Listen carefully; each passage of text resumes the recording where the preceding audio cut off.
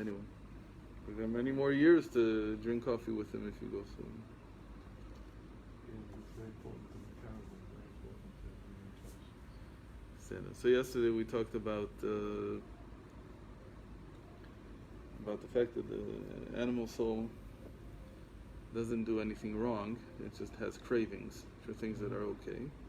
And with that craving itself, the very fact that it's alive, it understands it in the light that fills all worlds, in the experiencing Hashem. But there's through the divine soul, through the Nefesh Elokit, there's also an ability to understand the wonder of the Sovev, of the light that surrounds all worlds, what gives you a place to stand, space, as it were. It's the existential, not existential, the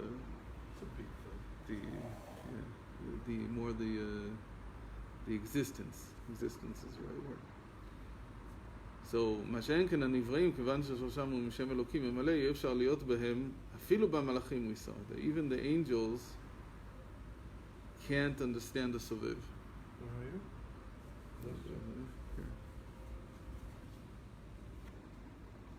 אי אפשר להיות, אפילו במלאכים. Okay. Even the angels can't understand the Sovev.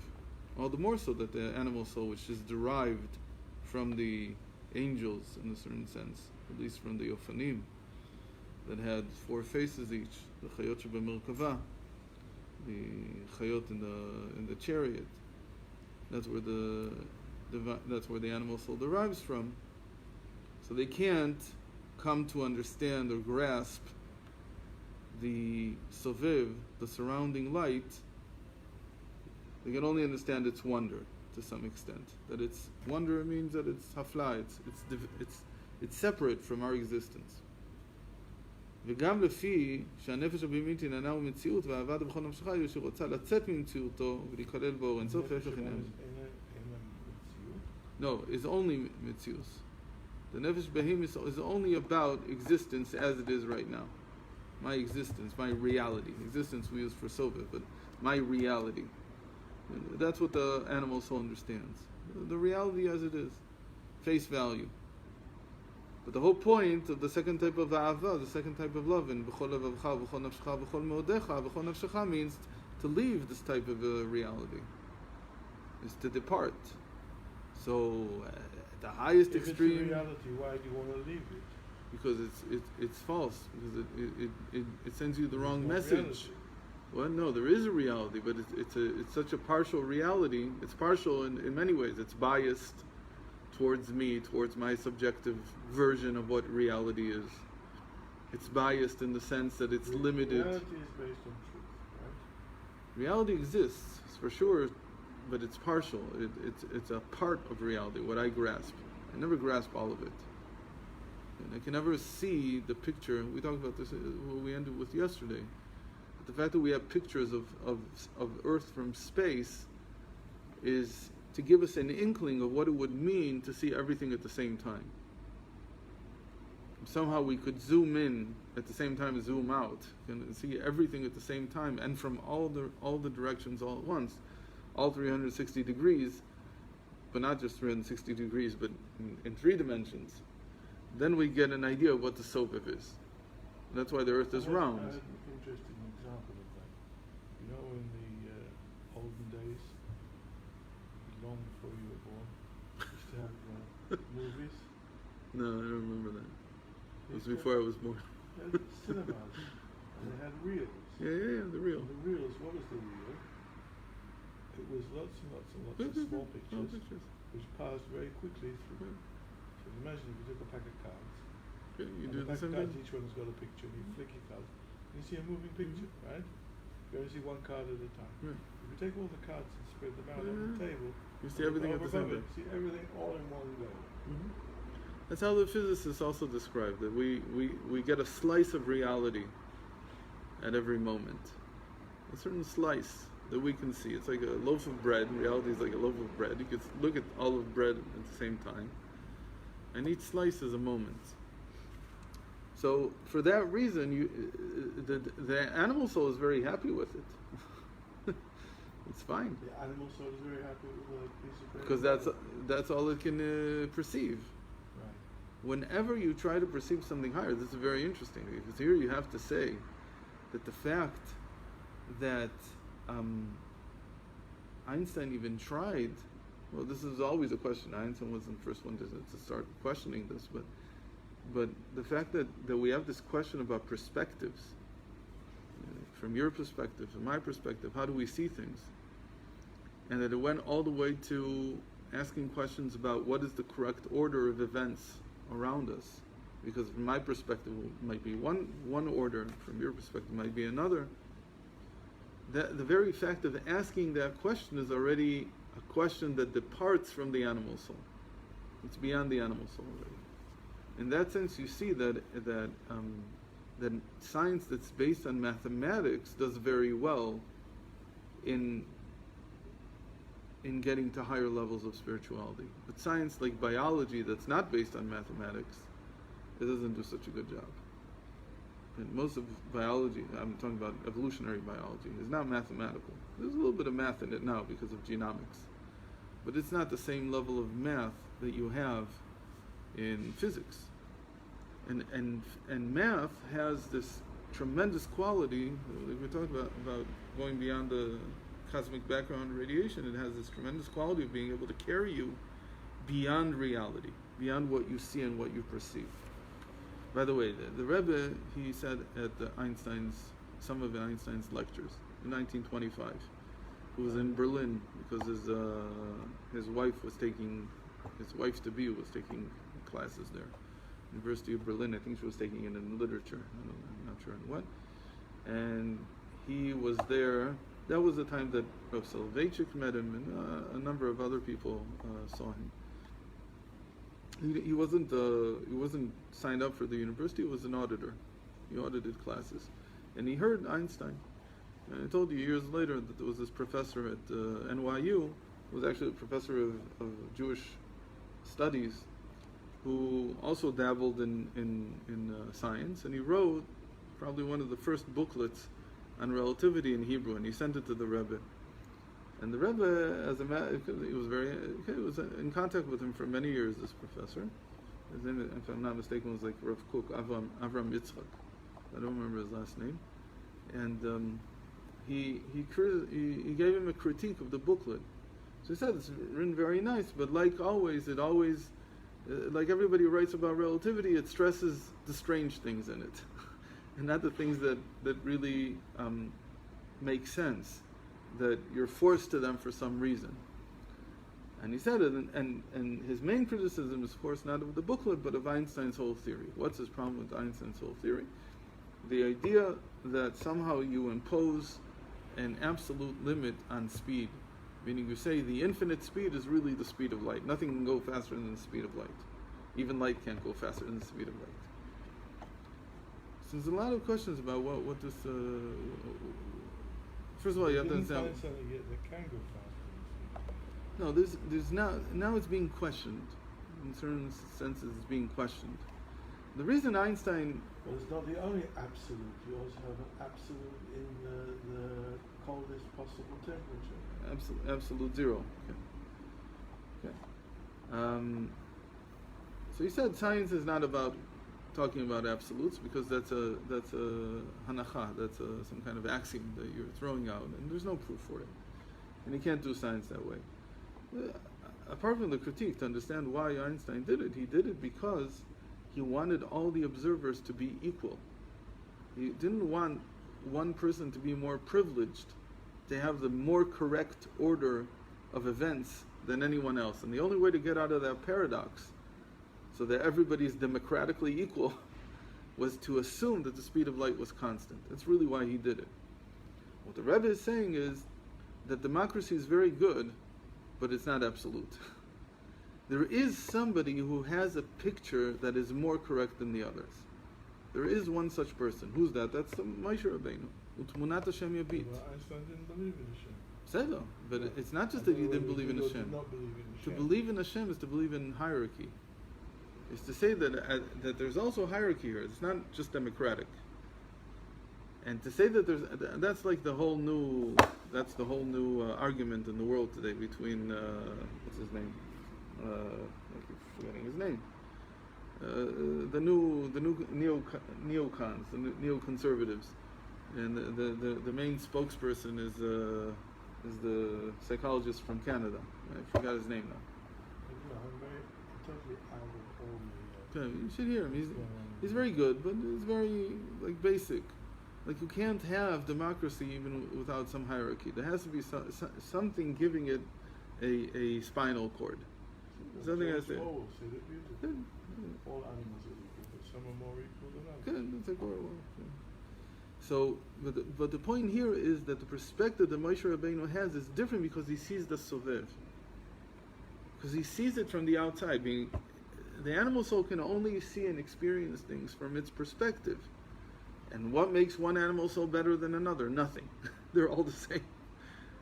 Even in the Merkava, they're all in a circle around holding up the chariot. Even though one's a human, one's an ox, one's an eagle, it doesn't matter. In the end, they're all equal. But now when you come to the Sovev, when you come to the divine soul, there's something else there. There's another very interesting thing. I don't know how true it is, but they surmise that it is true. That in South America there's these drawings, huge drawings on sides of hills that can only be seen from a very high. So how did they draw it? And they're beautiful. I mean, they're very rudimentary. So theoretically, you could draw it without having to look from very high up. So it's not like a very complex drawing. It's not like on the millimeter or something. So you could draw it by being on the bottom, and somebody talented could tell you exactly, mark the lines and here make this huge drawing. The question is why they made it. Not so much how they made it. It's not so hard to make it. Apparently they made it because people were able in all cultures to be able to go beyond at some level to their animal soul, to be mevatel themselves to the tzibur, to whatever. Like a holy man in every culture was somebody theoretically was supposed to be nullifying himself for the benefit of the public. And so he doesn't have a nefesh elokit in the sense that he can't live there. He doesn't have a Torah that can help him live there. But he can from time to time go beyond his comfort zone. He can from time to time elevate beyond the limited perspective that he has. And that allows him to see that, wait a minute, the Torah, that's exactly what the Torah is. Every time he gets a glimpse that there's something beyond just the basic needs and the individual, he comes to an understanding. Wait a minute, there's something divine in the world. What does divine mean? Divine means seeing everybody, not just seeing myself. That's a sovev. That's basically what the idea of the sovev is. And I told you the Piasetzna, he makes a big deal out of it. He taught little kids to try to. He used to say it when you read a medrash about Yosef, or it's time you read the stories about Yosef. So he says, so try to put yourself in his shoes. The moment that you try to put yourself in somebody else's shoes, you've moved from the memala to the sovev, because you've stopped looking at things from your own perspective. You're trying to see it from somebody else's perspective. So that, in essence, what the sovev is, at least the first level of a saga of understanding of it. But a nefesh behemoth can't understand all this. You have to put it on hold in order to be able to look at things from another perspective outside of yourself. And that's called b'chol levavcha. That's called b'chol nafshecha. That means losing yourself. That's what Mesiras Nefesh means. דאהבה דבכל לבבך ועל ידי התבוננות והכרה שהחיות של כל דבר אלוקות שייכת למציאותו של האדם הערך. בכל לבבך only means from your perspective, from the love that you have for Hashem, from where you are. If a person can't say thank you to Hashem 100 times a day, which I think is the simple meaning of what David HaMelech said, again, to bless Hashem 100 times a day is to say thank you 100 times a day. It means that he doesn't even have memala. He doesn't appreciate the fact what he has. He can't say even the bad things that he has to appreciate. Because the whole idea of the memala, the whole idea of the mitzius of the person, his being, is just as a person loves himself. he also loves his life force, what's inside him. He wants the life force always to permeate his whole body. He wants everything to work fully and to be extended. So when he understands that what's giving him life is Hashem, he becomes connected and he wants the divine. So memale b'chol levavcha is also relevant to the animal soul. But when we say b'chol nefshecha, with all your soul, even if he takes your life, in other words, he doesn't have to absolutely take your life. He could just take your life in the sense that I'm not involved in myself. I'm not in my own self-interests. Which is the will to leave my limited being and to be included in the infinite light. This only the divine soul can do. So any time, that was the whole thing. The Alter Rebbe was asked, how can you write that all the chesed that the non-Jews do, they do for themselves? Chesed lumim chatat. So he said. So he smiled. He didn't answer them, and they understood by themselves that they don't want to hear the answer, because they want to continue thinking that they're doing it because of altruism. They want to continue thinking that they're good people. It's okay. At least think that you're good, but don't tell me that you're good when you're not. Okay? So the question always was, how does the Salvation Army run around or USAID or wherever they go? In the end, it's self-interest. Why is it self-interest? Because you want to advance. In a certain sense, the way that this is a problem by Jews also. It's not a problem just by the Goyim.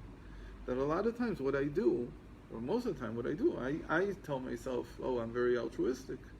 But really, I'm looking for my benefit. What's my benefit? My benefit is, if I do so-and-so for other people, Hashem, it says in Torah that you'll do so-and-so for me. So it's quid pro quo. That's the game I'm playing. It's a game of self-interest. So the big deal is that when the person is able to be mevatel, to completely nullify his own advancement. He says, I'm not doing this in order to, I don't expect anything in return for this. That's why he says that tzedakah by a Jew, even if he says, I'm giving the tzedakah so that my son is healed, it's tzedakah. You accept it from him. Why? Because what if his son isn't healed? He won't regret. He won't come and say, give me back my money. Because at some level, his divine soul does affect him. And it says, in the end, you didn't do it for such and such. You accept the din from Shemayim. You accept that this is how it is. But really, we're also very self-interested. We're also full of negiot. It's very hard not to be full of negiot. It's almost impossible. Okay, but still, just to know the truth. So every time that people say Goyim can't reach this, so they can't reach this. But I also have a very hard time reaching it. Baruch Hashem that I have. So Baruch Hashem, not of my own good deeds, I received an inheritance from my forefathers that at times my divine soul will shine through. When it comes to the test, in the end, my divine soul will probably shine through. The question is, where did the Bnei Noach come into? So we say that the moment that a non-Jew becomes connected to Yiddishkeit, especially to Torah, and that's the main thing that they're not Jewish. They don't become Jewish. So he doesn't become Jewish. They believe in Hashem. They believe in Moshe Rabbeinu. So he begins to believe that there is a different perspective here. The fact that he even believes that there is a different perspective here means that his nitzot is beginning to shine. And when he converts, his nitzot becomes a nefesh. Nitzot is like a point. What? No. But if he does, then his nitzot becomes a whole nefesh, just like by us. ולכן אהבה הזו שייכת גם לנפש הבהמית. הוא עושה this, כן? מה שאין כן אהבה לכל נפשך, שהיא רצון צד מצוותו לכלל באור אינסוף, היא רק בנפש האלוקית. כיוון ששושה בשם הוויה. How is this possible? How is the divine soul able to see the higher perspective, the wider perspective that's beyond my limited being? דכיוון ששושה בשם הוויה סובב. Because its root, the root of the divine soul, is not in the chariot. It's not in Shem Elokim. It's in the Soviv. It's in Shem Havaya, in Hashem's four-letter name. וגם לאחרי שירדה למטה, היא חלק משם הוויה, כמו שכתוב, היא חלק השם עמו. And even when it comes down and is integrated into the body, it's still called a part of Hashem. לכן יש לה רצון לצאת ממציאותה ולהיקלב בשורשה הסובב. Therefore, it yearns to go back to its source in the sovev. How do people describe this? They say when a person is holy, he's on fire. Why is this mashal used? Why do people use this simile, like he's on fire? Because we know that fire is always yearning to go back to its source. And the source of fire is considered, in ancient science, was considered to be in the sovev. Okay, it's a footnote. It needs to be explored more. ועל פי הידוע שירידת הנשמה למטה היא ירידת צורך עלייה. היינו שעל ידי ירידתה למטה תתעלה למדרגה נעלית יותר, כמו שהייתה קודם ירידתה מובן שהכוונה בירידת הנשמה למטה היא שהיא תתעלה למעלה משורשה. היא עבד בכל מאודיך המסירות נפש וכילום בעצמות אור אינסוף שלמעלה גם מסובב. She says, since the divine soul came from the sovev, came from the name of Havaya, and every descent is for the purpose of an ascent. So the divine soul also isn't finished. This is a big deal, because what you're saying now is that the divine soul came down in order to be rectified. Not to be rectified like the animal soul. The animal soul's rectification is to stop holding by it, is almost to slaughter it. And that's why it's called an animal. It's a kosher animal. You slaughter it on the altar, and it rises up. It's fixed that way. Meaning every time that you feel your needs, your self-interest, limiting and clouding your judgment, you have to shecht it. You have to get rid of it. Get rid of your animal soul completely. You can't get rid of it because it comes back. Eating and drinking, No, because it comes back. Stop having relations. Yeah, of course. It doesn't. You can't really kill it. The idea is to shecht it is like the feeling that it's not just put it in its place. It has no place. If I want to be able to serve Hashem through the divine soul, I have to mamish like kill it at this moment. But don't worry, it comes back the next day with even stronger. Double and redouble. What? Double and redouble. No matter. It comes back stronger. It's not like you'll lose anything. So that's known. But here what he's adding now is that the divine soul also has a rectification. But it's not a rectification of that it's broken, but rather that it has to rise above where it came from. So the descent that it came down was in order to ascend even higher. So where is it headed? It's headed towards Bechol Meodecha. So Bechol Evavcha is the animal soul, Bechol Nafshecha is the divine soul, and Bechol Meodecha is the elevated divine soul. What is that? And that is to become conscious, to become one with what he calls the essence of the infinite light, of the limitless light, which is higher even than the Sovev. It's the source of both the Sovev and the Memale. So when we read, for instance, that he went to gather wood, the wood gathering, a couple of weeks ago, at the beginning of the Maimer, he made a reference to a Maimer in Torah Or that starts with Vayasem et Yitzchak mimar la'itzim, that he placed Yitzchak above the trees. So it says the Alter Rebbe, which trees are he talking about? Pshat is that he put him on the trees that were on the Mizbeach that he made, the altar that he made to sacrifice him. But symbolically what these trees are, the tree of knowledge and the tree of life. Because the tree of knowledge is Bechol Evavcha, Afilu B'Yetzer Hara, B'Shnei Yitzarecha, Tov Vera, both of them have to serve Hashem. There's a famous remez from Abu Lafia, the Yud Kei Vav Kei is Yetzer HaTov v'Yetzer Hara. It's Rashi Tevot. From Avram Abu Lafia, the first Makubal. It's a beautiful idea that don't. Okay. Literally, he's the first person that could be called a Mikubal, who defined himself as a Baal Kabbalah. He's not from the Mikubalim. He's a Tana. He's a completely different level.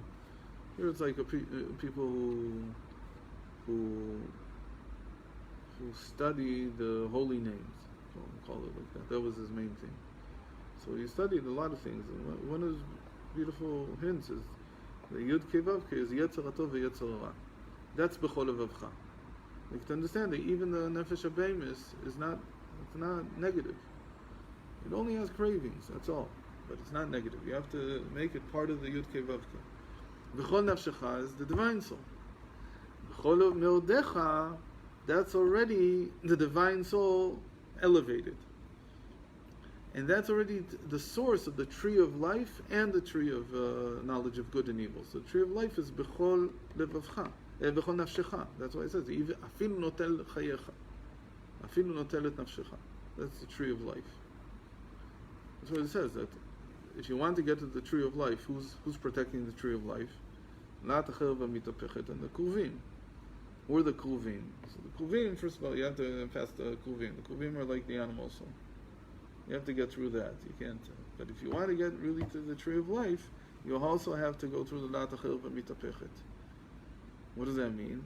That you have to be such a master of yourself that it's almost like you're willing to die all the time.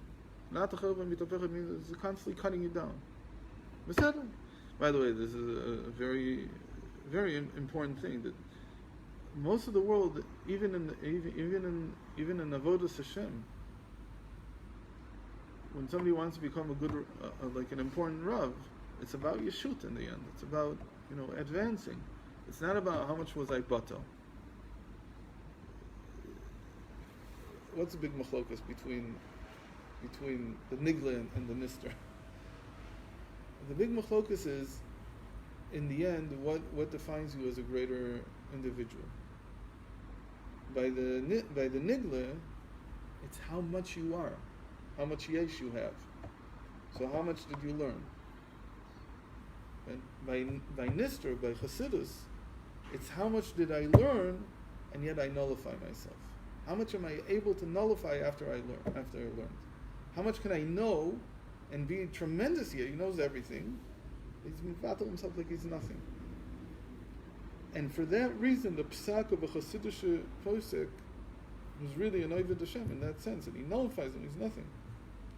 Is on a completely different level. The way we say it is that all the yeshut of the nigla is, again, it's holy yeshut. It's not. I'm not saying Chas v'Shalom that it's bad. I mean, you have to have an understanding in this nigla approach. You have to know it. That's bia. That's bia yitzirasiyah. But atzilus is that I'm nothing. It's benachnuma. So when somebody comes and says, "I know," he could be a very big Talmud Chacham. Maybe I have to listen to him. But as an individual, he's at a completely different level than a Chassidish Rebbe who may know even more. But when it comes to his how he feels about himself, how he composes himself, how he presents himself, that he's nothing. When you listen to a psak from somebody like that, it's completely different. It's a completely different world. Mm-hmm. That's why it was always important for a real poskim like the Shevet HaLevi of Vosner. Tzitz Eliezer himself was a Chassidish Rebbe, but it was always important for them to have a Rebbe. And the Rebbe was Munkach. The Rebbe Munkach. He was a Rebbe also. Shevet HaLevi wasn't a Rebbe. People treated him a little, but he wasn't. He didn't connect to him. There's not very many. The Alter Rebbe is the biggest example of somebody who was both a posek and a Rebbe. And that's why it's on a completely different level in terms of development of halacha. Because in the end, this is coming from Atzilus, and this is coming from Bria. It's not that what comes from Bria is not good. It's wonderful. It's tremendous. But a real posek has to keep a Rebbe. Has to have a Rebbe to be mevatel him. Because otherwise it can easily fall into yeshut. That I have to show that I know more than somebody else. I have to show that I know more. So all this is what the divine soul wants to reach. ועל פי זה יש לומר, דזה שמילואי חיסרון של הגילוי הסובב הוא על דרך אשר יחסר לו, למי שהיה דרכו בכך, ולפי שהנשמות היו רגילים בגילוי הסובב. So we said that there are two levels. Dei machsoro asher yachsar lo. Dei machsoro, we said, is the horse to ride upon. Asher yachsar lo, we said, is a servant to run beforehand, the fanfare. We say, how can we say that you have to give a person something that's shayach to asher yachsar lo, which is like the higher level of sofa, if he doesn't understand in it? He says, no, really, the neshama does understand it. So it's a very interesting thing that it's telling you that what a person feels is his kavod, his real kavod, is coming from his neshama. Is that he has an understanding, he has a chush in what it means for a person to have space in the world, to have his place in the world. And that he says comes from neshama. It's a very big thing. In a certain sense, it's like it's from Atzilus. So really, who are you describing that needs a servant to run in front of him? A nobleman. You're not describing a regular person. You guys are related or something? That's my wife. Sorry, your wife. What? But you're treating everybody to cover. Are you daven? No. So you guys are going? Yeah, that's it. I said, Hashivut